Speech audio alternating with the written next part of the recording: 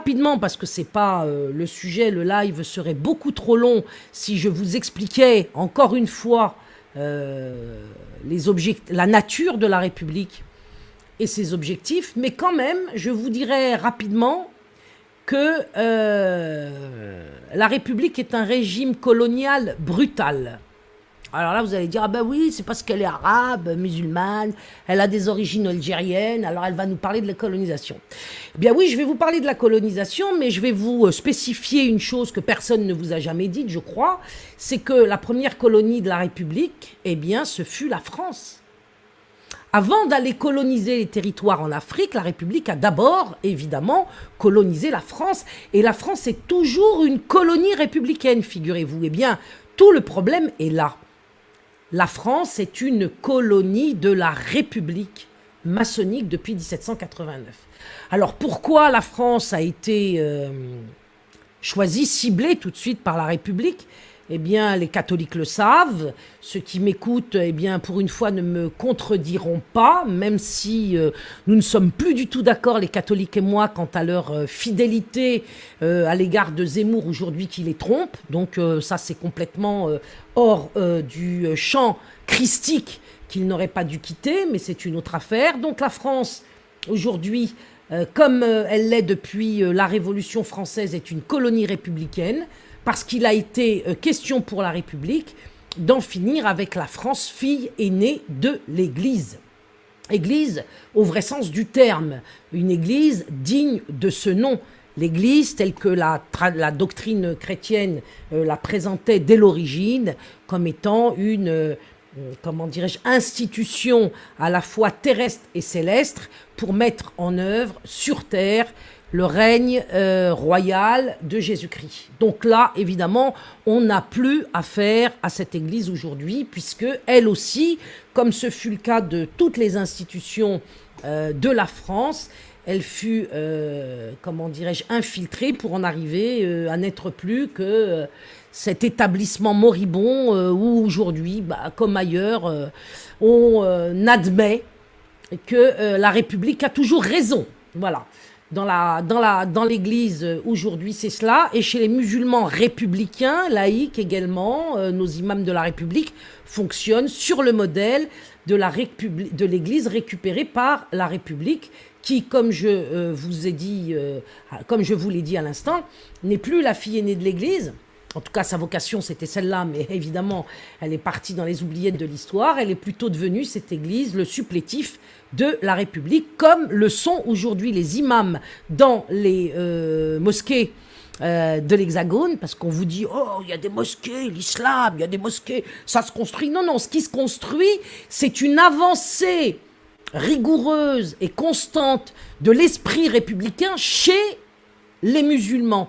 Et les mosquées sont, comme l'Église aujourd'hui, des supplétifs des idées républicaines avec à leur tête des imams qui sont chargés de mettre sous emprise les musulmans, comme les catholiques l'ont été par la République. Donc, que ce soit les chrétiens ou les musulmans, dans leur existence institutionnelle, aujourd'hui, ils sont devenus très nettement des supplétifs de la République. Et c'est parce que nous avons une Église qui est devenue supplétive de la République qu'il s'est, comment dirais-je, reproduit de génération en génération, de plus en plus nombreux des catholiques qui étaient libéraux, ce qui constitue un oxymore, c'est-à-dire une idée contraire au catholicisme, parce que le catholicisme, le christianisme, ne peut pas être libéral, le libéralisme étant considéré par les vrais catholiques comme un péché. Mais aujourd'hui, nous avons des catholiques libéraux qui ont d'ailleurs peut-être manifesté eux-mêmes derrière Philippot, Dupont-Aignan et Asselineau en criant « liberté ».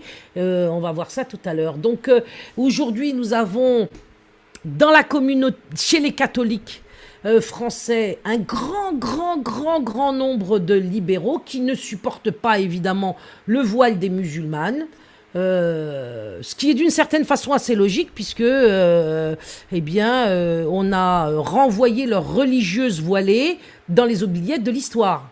Je ne vais pas donner de détails là-dessus. Vous pouvez faire vos propres recherches. Moi, je me souviens, quand j'étais petite en France, parce que je suis née en France en 1958, je voyais régulièrement des religieuses dans la rue, voilées, dans leur costume consacré, on va dire. Et aujourd'hui, je vous demande si vous en voyez autant que moi.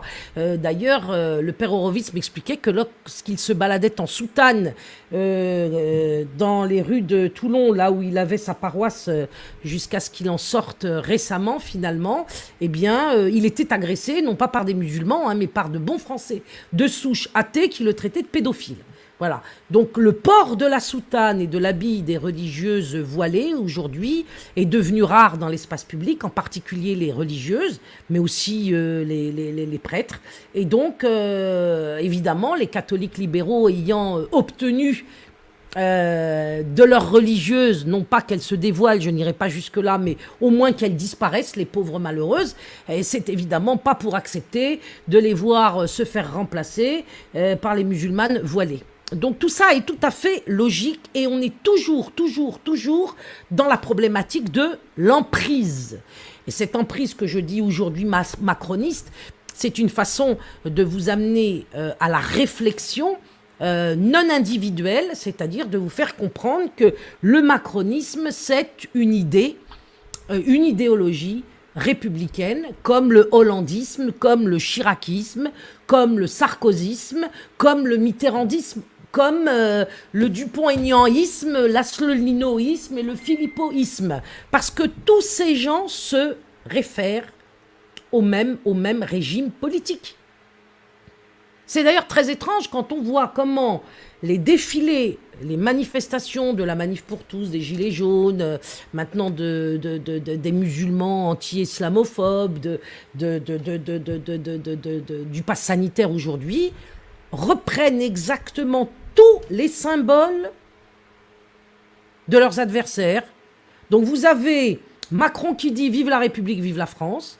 Asselineau dit aussi « Vive la République, vive la France ». Et Dupont-Aignan, vive la République, vive la France. Et Philippot, vive la République, vive la France. Et Véran, le variant, ne variant pas, dit lui-même, vive la République, vive la France. Donc si on les écoute, les uns et les autres, dans leur direction politique et même spirituelle, parce qu'il y a quand même une dimension spirituelle dans les propos qu'ils tiennent, ils ont la même religion. Ils ont la même religion, ce sont des hommes de la même religion, ce sont des hommes qui sont dans la religion de la laïcité républicaine, puisque vous savez que Vincent Payon, qui est un homme très féru d'histoire et honnête sur la question de la laïcité, nous dit que la laïcité, c'est la religion de la République. Donc lorsque vous avez des républicains dissidents, eh bien, ils sont dissidents de quoi ? À l'égard de qui? Pour nous conduire où? Moi, j'ai rien contre ces manifestations. Je l'ai dit l'autre fois. Je trouve que les gens qui s'y rendent, eh ben, au moins, ils se soulagent un petit peu le cœur en criant. Mais dans quelle direction vont-ils? Parce que vous savez, moi, à 63 ans, des manifestations républicaines, comme c'est le cas actuellement encore avec le pass sanitaire, combien en ai-je vu? Des centaines, peut-être des milliers. Moi, je tapais le pavé avec mes godasses dès l'âge de 17-18 ans dans les manifs de gauche, puisqu'à l'époque, j'étais de gauche et pas gauchiste. Hein. Les gens me disent que j'étais gauchiste, j'ai jamais été gauchiste de ma vie. J'étais rattachée aux jeunesses communistes qui elles-mêmes étaient rattachées au Parti socialiste. Donc, c'est ce qui s'appelait à l'époque un mouvement politique de gauche. Ce qui était gauchiste, c'était Mélenchon, par exemple. Ou, comment il s'appelle, Edoui Plenel, les trotskistes de la Ligue communiste révolutionnaire étaient des gauchistes. Mais moi, j'étais de gauche, qui n'était pas mieux, hein, ceci étant. Des manifestations républicaines avec les mêmes slogans que j'entends aujourd'hui dans les manifestations des Gilets jaunes, dans les manifestations sur le pass sanitaire ou des manifestations des catholiques libéraux, j'entends exactement les mêmes slogans. Parce que si la foule n'a pas de mémoire historique, bah, l'individu que je suis en a peut-être un peu plus. Et je ne dois pas être la seule en tant qu'individu à se rappeler d'un certain nombre de choses, en tout cas je l'espère, mais moi je fais parfaitement le lien entre les slogans d'aujourd'hui, les symboles des manifestations d'aujourd'hui avec ce que j'ai vu il y a 40 ans, sous Mitterrand. sous De Gaulle y compris, pendant même la guerre d'Algérie, parce que je suis une enfant de la guerre d'Algérie, moi je suis né en 58. L'OAS, ils étaient des gens avec le drapeau bleu-blanc-rouge. Hein. Donc si la France est toujours une colonie de la République, colonie parce que justement, sous la domination d'un régime qui a fait table rase de ses racines historiques, et en particulier de sa religion chrétienne, de ses mœurs, parce que l'origine de la France, c'est quand même le baptême de Clovis. Donc la République, son origine, c'est la décapitation de Louis XVI. Donc de ce point de vue-là, ceux qui aujourd'hui nous disent, quand ils sont catholiques, parce que bon, les athées d'aujourd'hui, je sais que je ne vais pas les convaincre, mais les catholiques d'aujourd'hui qui se disent libéraux et républicains, ils valident donc la fin de la France monarchique catholique, et ils valident ce qui fut la République de la terreur, les tortures et les massacres qui ont été perpétrés par les Bleus, les républicains, pour en arriver à la destruction de l'homme chrétien, de son foyer, de sa famille, de son caractère paysan rattaché à sa terre et à sa culture. Tout ça est validé par les catholiques qui ont engendré, dû à ce renoncement, des enfants et des générations qui aujourd'hui se foutent du tiers comme du quart du baptême de Clovis. Puisque dans toutes les familles catholiques que j'ai pu rencontrer jusqu'à présent, vous avez sur 3 ou 4 ou 5 enfants, 2 ou 3 ou 4 athées. C'est comme ça. C'est d'ailleurs le sort qui attend les musulmans de France, hein, puisque à se rallier au symbole et au discours de la République, parce que vous êtes sous emprise, eh bien, vous finirez, vous aussi, à apostasier. Voilà le grand mot que j'utilise maintenant et qui me paraît évidemment être le mot-clé de la situation dans laquelle nous nous trouvons.